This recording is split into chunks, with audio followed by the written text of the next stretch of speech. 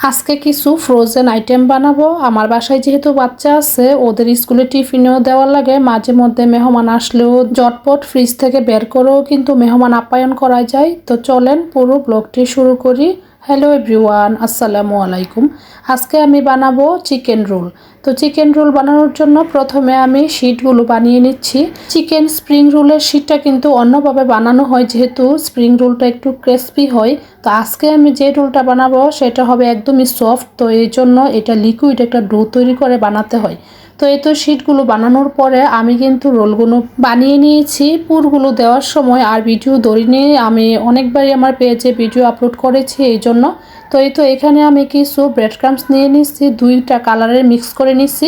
আমার কাছে না দুইটা কালার একসাথে মিক্স করে মানে কুট করলে দেখতে ভালো লাগে, যদিও ফ্রাই করার সময় দুইটা কালারই একই কালার হয়ে যায়। তো সবগুলো রোল আমার বানানো হয়ে গেছে। এখন আমি ডিপ ফ্রিজে এইভাবেই আমি রেখে দিব, তারপরে আমি একটা কন্টেনারে রাখবো আর কি।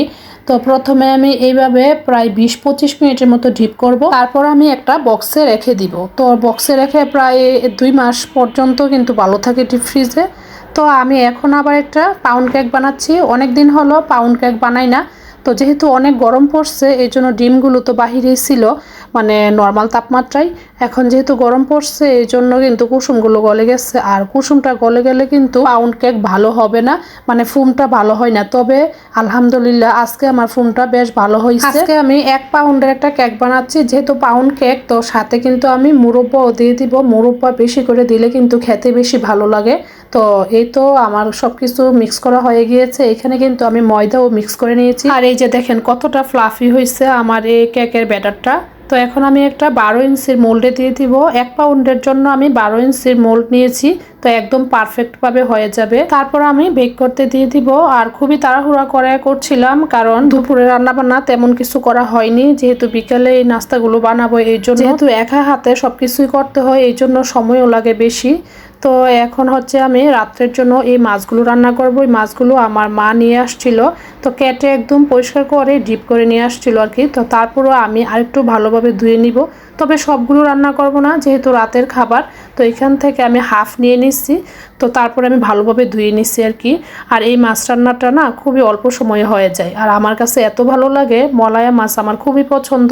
তো এখানে আমি মশলা দিচ্ছি হচ্ছে হলুদ, মরিচ, ধনিয়া আর হচ্ছে লবণ। এই মশলাগুলো দিয়ে রান্না করব। তো আমি আর কোনো মশলা দিব না। অনেকে এখানে জিরেও ব্যবহার করে, তারপরে হচ্ছে আদা রসুনও ব্যবহার করে। তো আমি কিন্তু কিছুই দিব না, শুধু হলুদ, মরিচ, ধনিয়া আর লবণ এই 3টা মশলা দিয়ে আমি এই মাছটা রান্না করব।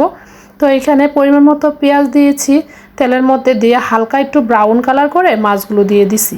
তো এখন একটু নেড়ে চেড়ে নিব, আর বেশি নাড়াচাড়া করব না, যেহেতু মাছগুলো খুবই নরম, ভেঙে যাওয়ার সম্ভাবনা আছে। তো এই তো অল্প করে ঝোল দিয়েছি, তারপরে হচ্ছে আমি কাঁচামরিচ দিয়ে দিলাম। আর এই তো রান্না হয়ে গিয়েছে, তারপর ধনিয়া পাতা দিয়ে দিলাম। তো রান্না তো অলমোস্ট ডান।